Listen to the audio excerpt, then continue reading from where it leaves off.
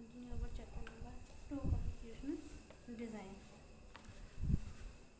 इसमें हम पढ़ रहे थे कॉन्स्टिट्यूशनल असेंबली के बारे में। आगे हम कंटिन्यू करते हैं। The second reason for the accepting the constitution, दूसरा रीज़न ये है इस कॉन्स्टिट्यूशन को एक्सेप्ट करने का। The constituent assembly represent the people of India, ये हमारे इंडिया के जो पीपल थे उनको रिप्रेजेंट करती है।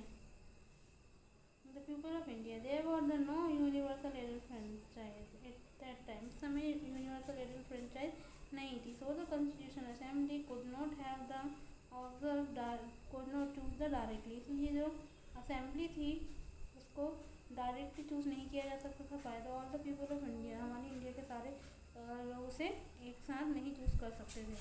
It was elected mainly by the members of the existing provisional legislator, और ये जो मेंबर्स हैं वो एग्जिस्टिंग प्रोविजनल लेजिस्लेटर उनके द्वारा इलेक्ट की गई। That have the mention the above this the insured a fair geographical share of the members from all the region of our country. The assembly was dominated by the Indian National Congress, जो assembly थी वो Indian national Congress के द्वारा adopted dominate की गई। And the party that lead to the freedom struggle, और वो जो पार्टी वो इंडिया के फ्रीडम के लिए स्ट्रगल कर रही थी। But the Congress itself included the variety of the political group, जो कांग्रेस में भी बहुत सारे पॉलिटिकल ग्रुप में वैराइटीज थी, इंक्लूडेड थी, और ओपिनियन थे उन सबके अपने अपने अलग अलग। The assembly had many members who did not, assembly में भी बहुत सारे मेंबर्स थे which did not agree with the Congress, जो कि कांग्रेस के साथ एग्री नहीं होना चाहते थे। In the social term too, social term में भी in the assembly represent the members from the different language, जो असेंबली के जो मेंबर्स थे वो भी डिफरेंट लैंग्वेज ग्रुप के थे, डिफरेंट कास्ट के थे, डिफरेंट क्लासेस के थे, रीजन के थे, ऑक्यूपेशन भी उनका अलग अलग था। And even if the constituent assembly was elected by the universal adult franchise, और जो कॉन्स्टिट्यूएंट असेंबली थी वो यूनिवर्सल एडल्ट फ्रेंचाइज के द्वारा चूज की गई थी। As the composition would not have been very different, जो कंपोजिशन था वो बिल्कुल डिफरेंट नहीं था। And finally the manner in which the constituent assembly वो give the sketching the constitutional the constituent assembly work in the systematic, जो assembly थी वो सिस्टमेटिक अपना वर्क करती थी। Open and consensual manner, and first some basic the principle were decided to the agree option, and then a drafting committee chaired by the Dr. B.R.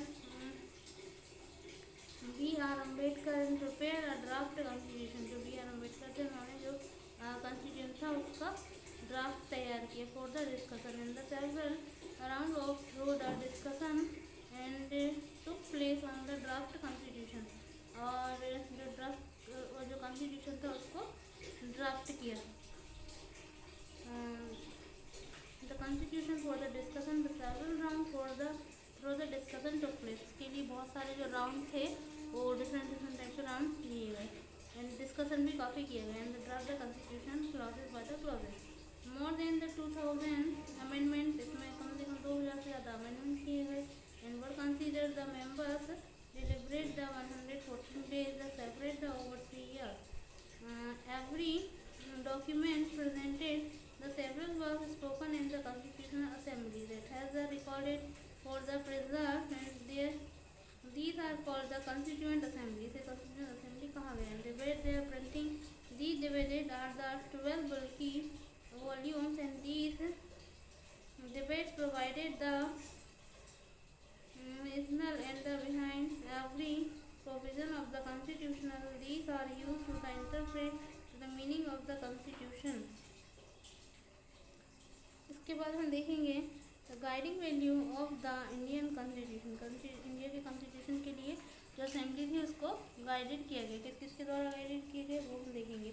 In this book we shall study the existing provisional and the constitution on the different subjected on the each stages, and let's to be begin by the understanding by the overall the philosophy of what the constitution all over about, and we can be do this in the two ways, and दो वे में देख सकते हैं। we can understand by the reading and the views of some of the major leaders, इसमें हम बहुत सारे जो लीडर्स हैं उनके व्यू हम जान सकते हैं।